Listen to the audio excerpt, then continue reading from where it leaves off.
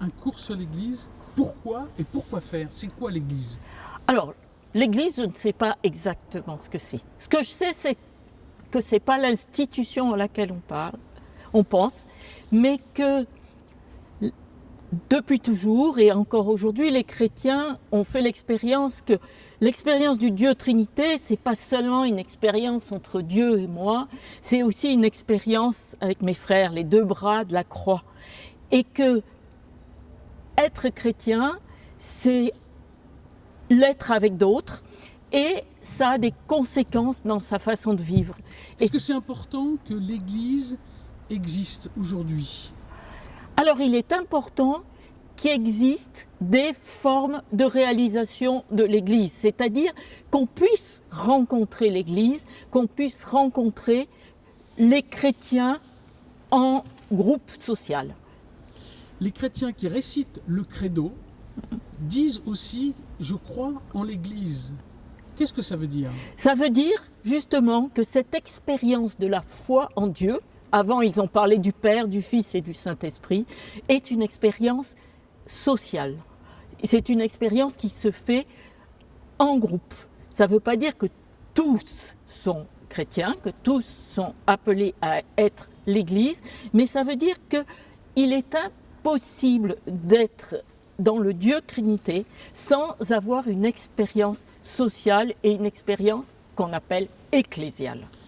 Ça veut dire qu'aujourd'hui, on va parler, quand on parle d'Église, et de collectif et d'individus. Je pense qu'on parle d'individus au sein de collectifs. Je n'ai pas dit d'un collectif. J'ai dit de collectifs, de formes, d'églises. On parle d'églises locales qui, chacune d'elles, sont quelque chose de l'Église, qui est un mystère, dans leur ici et maintenant. Aujourd'hui, faire Église pour des chrétiens, c'est dans ce temps-là, dans cet espace-là, et qu'il y a toujours quelque chose à réinventer? Alors il y a à la fois de la fidélité et à la fois à réinventer, parce que le Dieu, c'est le Dieu fidèle éternellement, mais c'est aussi Dieu qui nous accompagne sur nos chemins, qui n'arrête pas de changer et de se renégocier. Donc on est en permanence à négocier la fidélité et l'inventivité, la nouveauté. C'est le rôle de l'Esprit Saint de nous guider dans ce travail. Et le rôle de la théologienne que vous êtes, est-ce qu'il est aussi toujours de revisiter son propos pour donner et dire quelque chose sur l'Église? Oui, je le pense, mais c'est de le revisiter en relisant l'expérience des hommes et des chrétiens d'aujourd'hui.